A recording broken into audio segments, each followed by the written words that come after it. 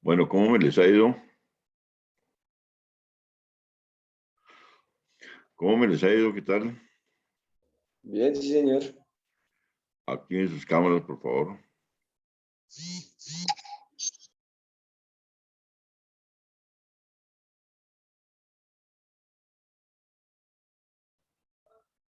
Buenas noches. Buenas noches, ¿cómo me les va? Buenas noches, profe. ¿Cómo va? Bien, gracias a Dios.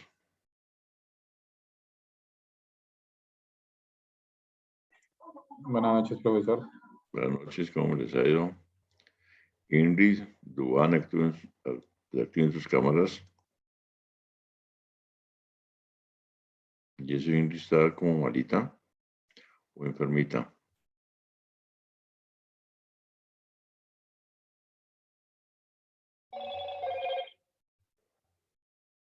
Bueno, hoy vamos a iniciar a hablar de un tema que por sí ya hemos hablado, pero entonces hoy lo vamos a empezar a contestar un poco mejor, ya que todo esto nos va a llevar a un análisis un poco más profundo para en la parte final estar hablando de la lógica booleana. Lo que nos lleva hoy es hablar sobre lógica. Entonces, realmente, ¿qué es lo que nosotros entendemos por lógica? ¿Qué es lo que nosotros entendemos por lógica? Pablo Corredor me dice que no ha podido ingresar. Ya habrá podido ingresar, Pablo. No, aquí no hay nadie en espera. Listo. Entonces, lo primero es realmente definir lo que es la lógica. Entonces, la lógica básicamente es un arte de razonar. Es el arte de razonar.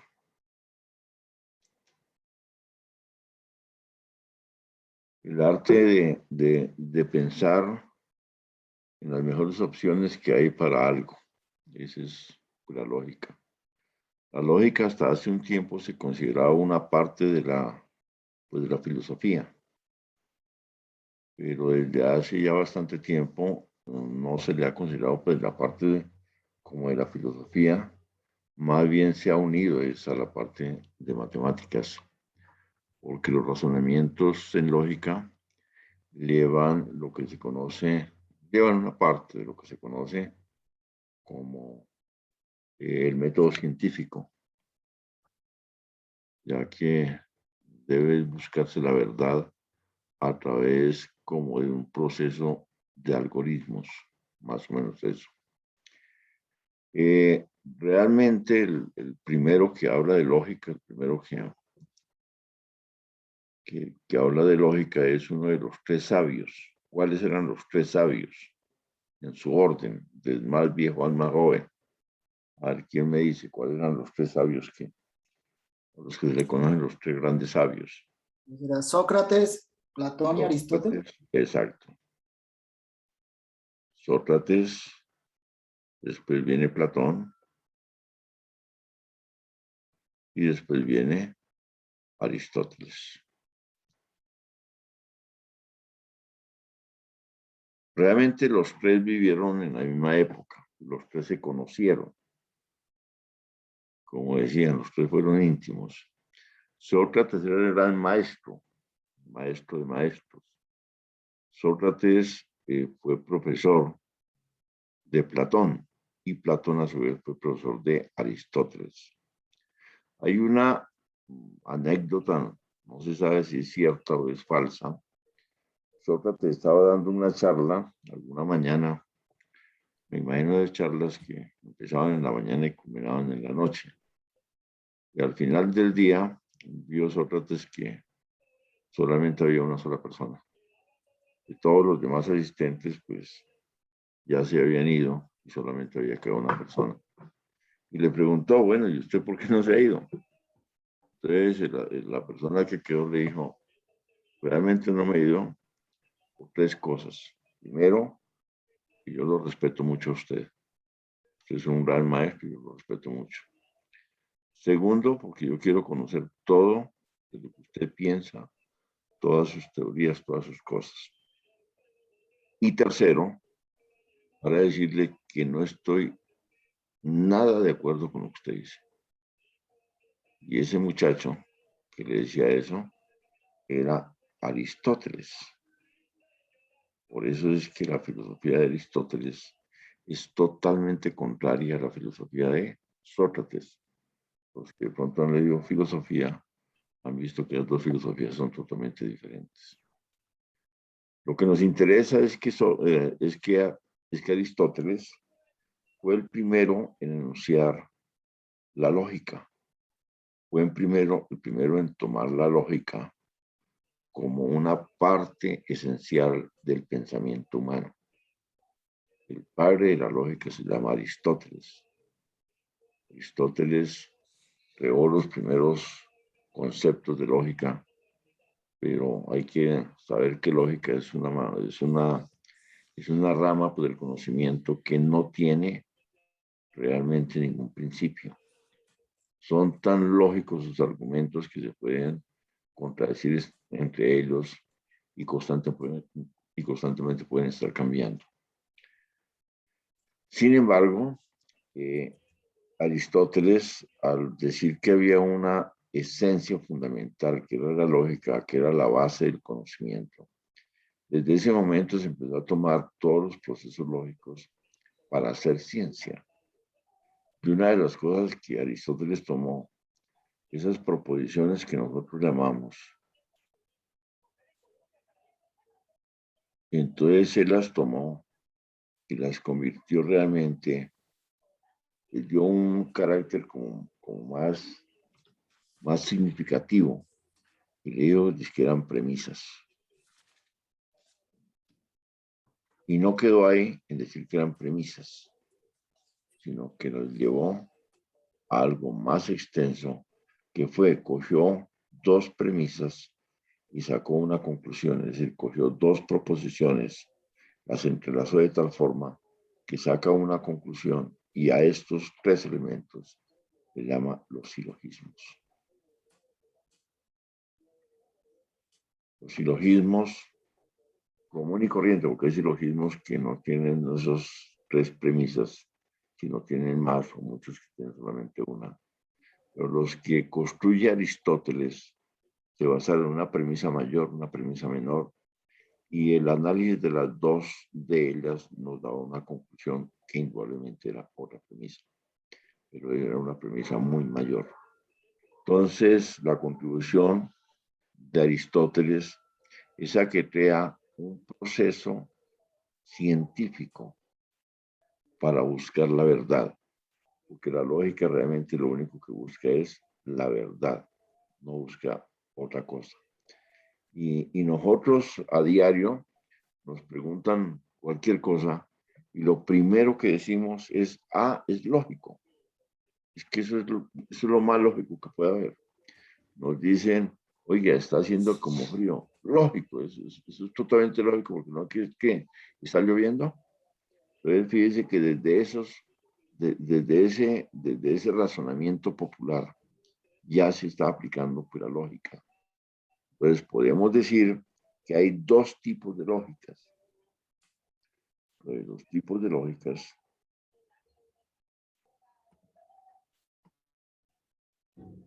realmente son dos.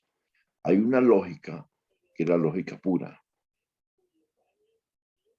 Es aquella que se encarga de razonar, de buscar la verdad a través de un razonamiento. Para todo esto, esos razonamientos son de carácter deductivo, los razonamientos que se aplican aquí. Es de un carácter deductivo.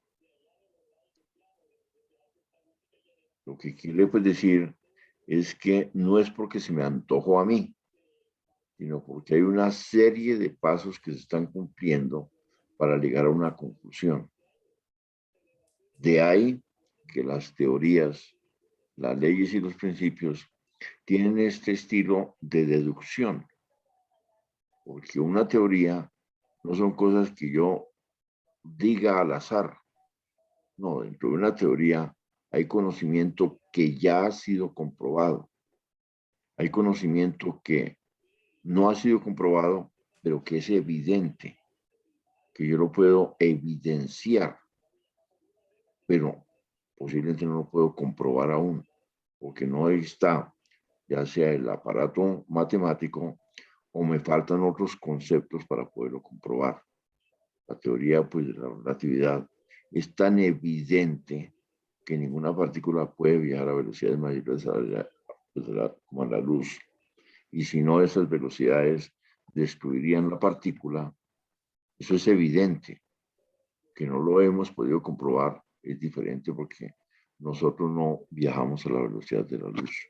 Pero es tan evidente, tan real, que por un aspecto deductivo de razonamiento, llego pues, a esas conclusiones. Eso es la lógica pura. Y hay una lógica que es la lógica aplicada. La lógica aplicada, pues lógico, ahora sí lógico, que tiene que tomar conceptos de la lógica pura para poderlos aplicar y poder hacer comprobaciones. Entonces, estas dos lógicas están muy unidas, están pues como entrelazadas. Entonces, básicamente, eso es lo que es la lógica, eso es lo de los silogismos. No se le olvide que los silogismos, estos silogismos, están basados en mejor dicho, en tres proposiciones, de las cuales una proposición se considera como la más grande. La otra proposición se considera como la que me respalda esa más grande. Y si yo entrelazo las dos proposiciones de ciertos estilos, me da una conclusión. Pero a esas proposiciones, ya dentro de la parte de silogismos, no les llamamos proposiciones, sino les llamamos premisas. Entonces, ahí ya cambia nuestro aspecto de qué son premisas, qué son, por ejemplo, digamos, pues un silogismo. Una premisa mayor.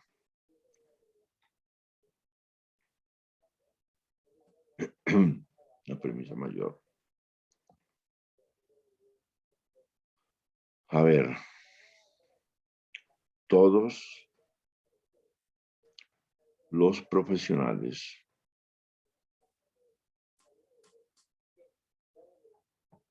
fueron estudiantes. Eso es muy evidente. Ningún profesional ha llegado a ese punto sin ser estudiante. Una premisa menor.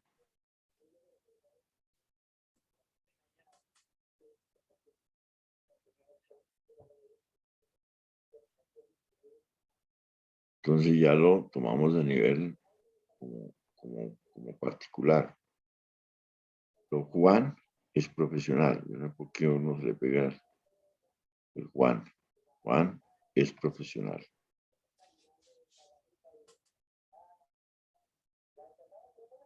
Pero si nosotros analizamos tanto la premisa mayor, es mayor porque es como un carácter universal. Si analizamos la premisa menor es un complemento de la mayor. Y de ahí que yo puedo sacar una conclusión. La conclusión sería que Juan fue estudiante. Por lo tanto, porque estoy concluyendo, Juan fue estudiante. Entonces, observen que a la larga lo que existen son tres proposiciones, que en este caso Aristóteles no le llamó proposiciones, sino le llamó premisas, que tiene un carácter mucho más amplio pues, que la proposición. De manera general, se puede afirmar que dos premisas del mismo valor, o sea, si tenemos esta premisa y esta del mismo valor, nunca se podrá obtener una conclusión diferente a ese valor de verdad. En pocas palabras, si esta premisa es afirmativa y esta es afirmativa, jamás podría obtener una que sea negativa. Nunca. O sea, eso ya es como una forma de ver la parte como de los silogismos. Más adelante, el día de hoy, vamos a llegar un poco más lejos en estos silogismos, porque tenemos que ver que los silogismos hay unas reglas específicas para poderlos construir, hay unas normas específicas para hacerlos, y de todos los posibles silogismos que nosotros podemos hacer, solamente 19 válidos. De ahí que el método científico tomó esta parte como un razonamiento para hacer ciencia.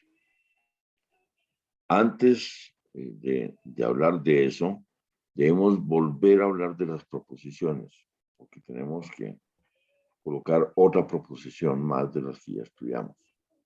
Entonces, las proposiciones que hemos estudiado, proposiciones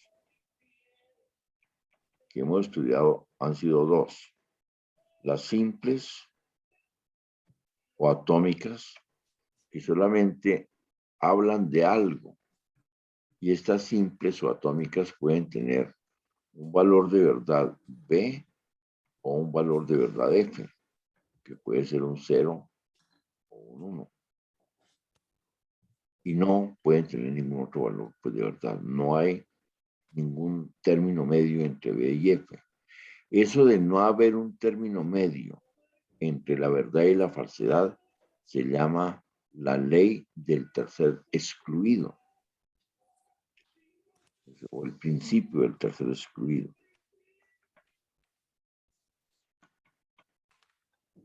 Del tercer excluido.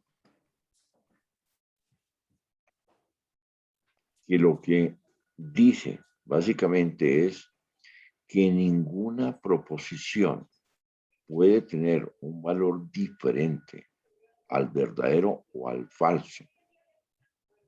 No puede ser por ningún motivo un pedacito verdadero y un pedacito falso. Se es verdadero o se es falso. No hay ningún otro valor. Y no puede estar en medio de esos dos valores. Entonces, ojo con este principio porque más adelante lo volveremos a tratar. Hay unas proposiciones que se llaman compuestas, que están construidas por proposiciones simples a través de una serie de conectores lógicos, que ya los vimos. Y estas proposiciones compuestas también cumplen con el principio del tercer excluido. También no pueden haber valores intermedios dentro de ellas, por más que hayan sido construidas por proposiciones simples. Y hay unas nuevas, que son las que nos va a tocar aprendernoslas. No son difíciles. Las categóricas. Las proposiciones categóricas. Estas proposiciones categóricas realmente lo que dan es un enunciado en categorías. O sea, colocan categorías. Dan categorías. Dan categorías a las proposiciones, o a los enunciados mejor, a los enunciados. ¿Dónde está? A los enunciados. ¿Dónde está? A los enunciados. Es decir, les colocan como unas clases en las cuales unos son más importantes que otros. No todos son con la misma como importancia, sino habrá unos que sean más importantes que otros. Y esto lo hacen de acuerdo a que hay una relación muy estrecha entre el sujeto y el predicado. Pues aquí existe una relación muy estrecha entre sujeto y predicado. El sujeto es de quien yo digo algo y el predicado es la propiedad o propiedades que le coloco al, pues como es el sujeto. En eso se basó la lógica de Aristóteles. Exactamente en eso. Pues en proposiciones categóricas en las cuales le da mucha importancia al sujeto y al predicado. Entonces, ¿de quién afirmo qué? Eso es básicamente lo que son las proposiciones categóricas. Coloquemos algunos ejemplos. Ejemplo. A ver. Todo ser es mortal.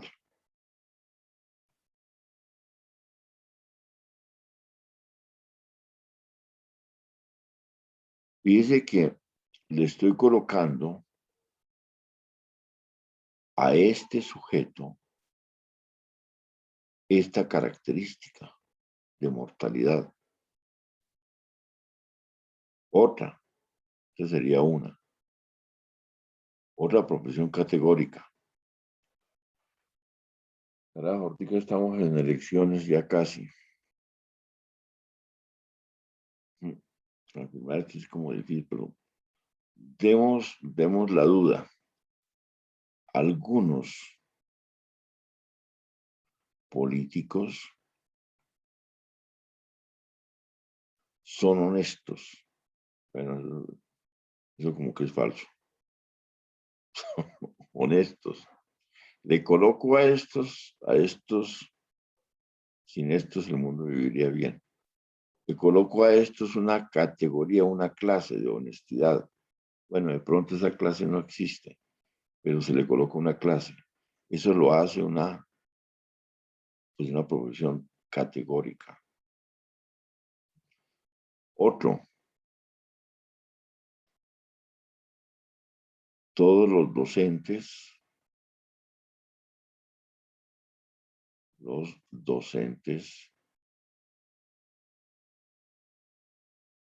son inteligentes. Bueno, hay unos que se escapan, pero no importa.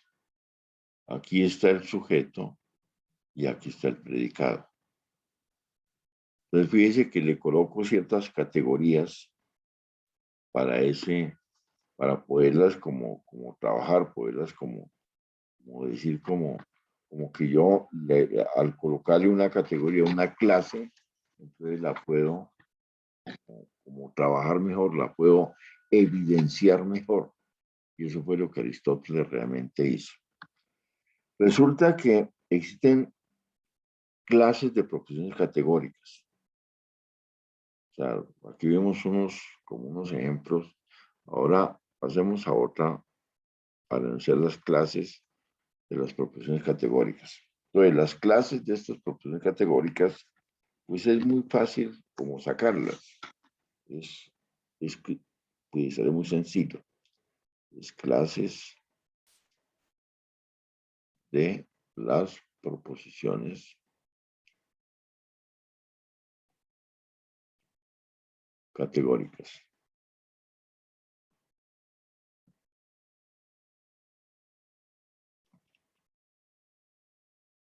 Vamos a definir dos cosas para tenerlas un poco claras. Un S y un P.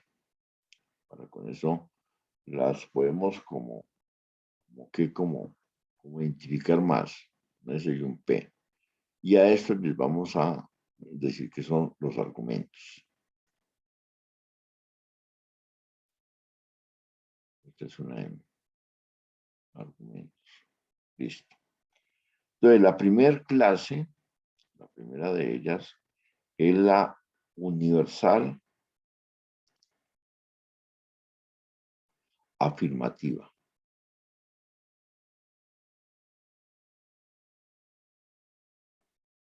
La universal afirmativa lo que realmente dice es que todo S es P. Eso es lo que dice la universal afirmativa. Fíjese que utilizamos la palabra todo, porque todo es un cuantificador universal. Si lo queremos representar mediante una forma gráfica, sería esto. Este cuadrado que hago aquí sería P. Y aquí por dentro estaría el S. Entonces esto sería S. Ya me daría que todo S es P. Todos los S están en P. Por ejemplo, todo filósofo es pensador. Ese sería un ejemplo. Todo filósofo es pensador. No conozco a ningún filósofo que no sea pensador. La segunda clase, universal negativa. Universal afirmativa. Universal negativa.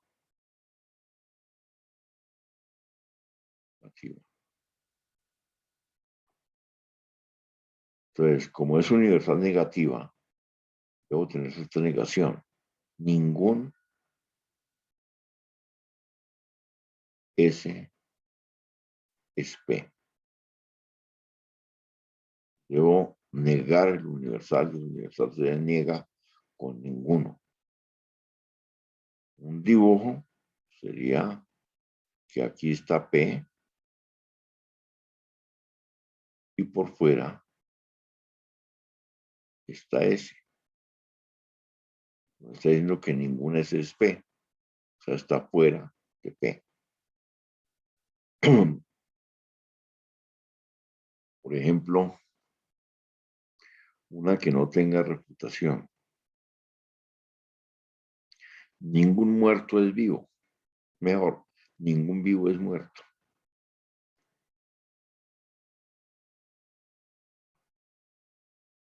Vivo es muerto. Se es vivo o se es muerto. No hay más. La tercera, particular afirmativa.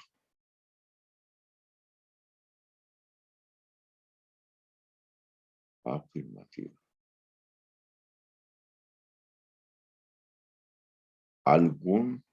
Estamos hablando de particular, algún S es P. Un dibujito sería por aquí estaría, el cuadrito sería P y por aquí estaría el S. Hay algunos que son P, pero no todos. Realmente algunos. De aquí sí cabría la que colocamos aquí, pero entonces en lugar de filósofo coloquemos profesor. Entonces algún profesor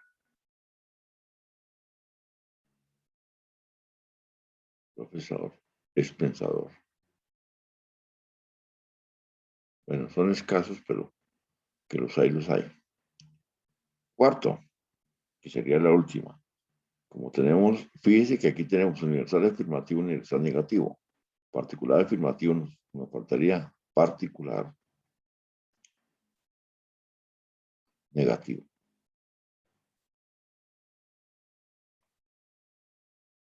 Algún S no es P.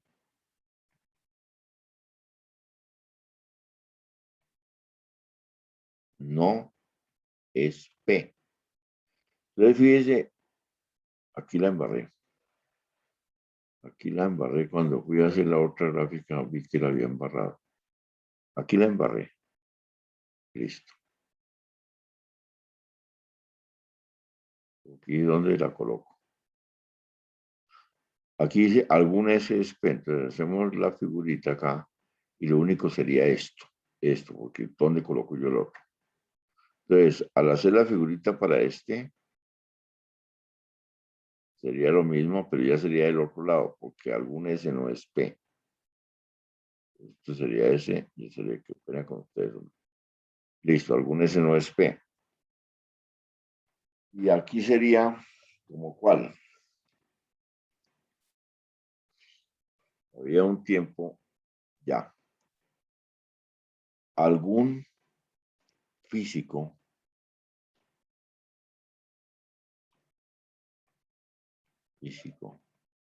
no es matemático.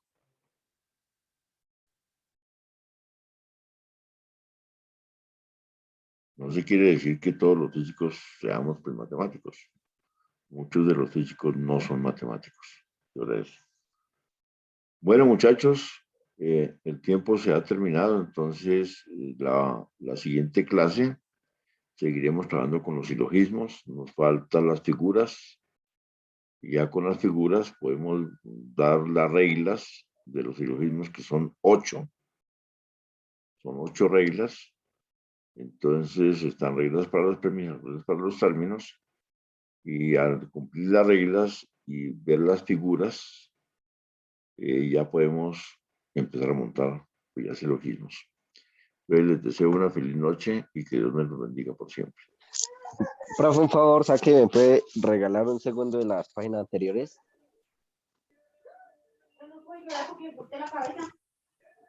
Ya van 3 segundos. Tomen una foto. Sí, pero no. Ah, ya, listo. Esta es la número 1. Tomen la foto. Y esta es la número 2. Listo, ya. Ahora está vacía. La 3. Y la 4. Listo, muchachos. Entonces, que Dios me los bendiga por siempre.